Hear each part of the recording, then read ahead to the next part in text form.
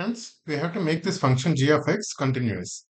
It is defined as ax plus 2b when x is less than or equal to 0, x square plus 3a minus b when 0 less than x less than or equal to 2, and 3x minus 5 when x greater than 2.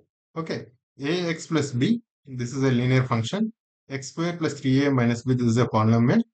3x minus 5, this is also linear. So individually, all three are continuous, right? We know all polynomials are continuous, right? Only thing that we have to take care is when this 0 is happening or when 2 is happening, if there is a break, and how do we ensure that there is no break? Otherwise, the function is defined for the entire R, right? Less than 0 also it is defined.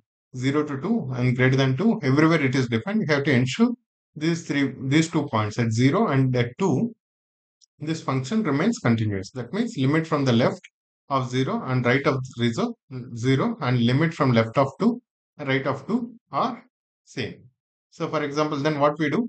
Limit x tends to 0 minus g of x. What does that mean? Then this becomes a into 0 plus 2b. Right, that is 2b when we are approaching from the left hand side of 0.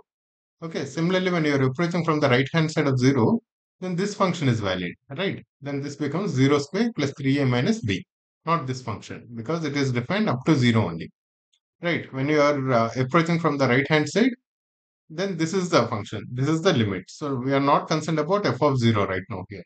We are concerned about limit x tends to 0 plus. So that's why we have to take this 3a minus b. Okay, obviously this should be equal to this one.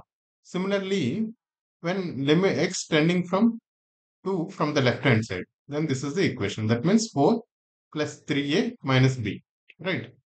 This should be equal to when we are approaching 2 from the right hand side. That is this one. 3x minus y, that is 3 into 2 minus 1, which is equal to 1. Obviously, this one should be equal to this one.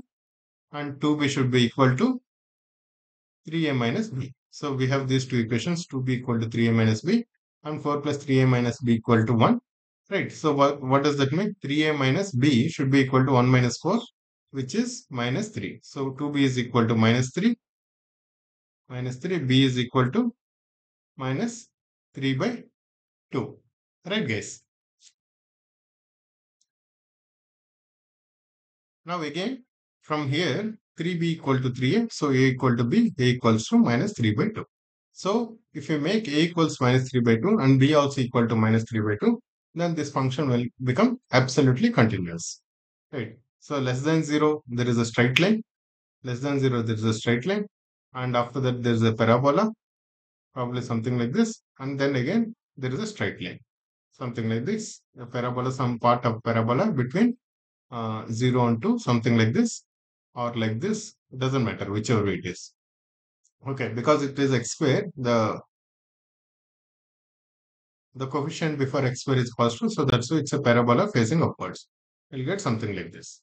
Some straight line and then a bit of parabola and again a straight line. But we have to ensure these 2 points are joining and these 2 points are joining. That's what we are trying to do. When we are approaching from left hand side to 0, we are approaching some point. Same point, this parabola, when we are approaching from the right hand side, it should be there. Right, guys? Thank you.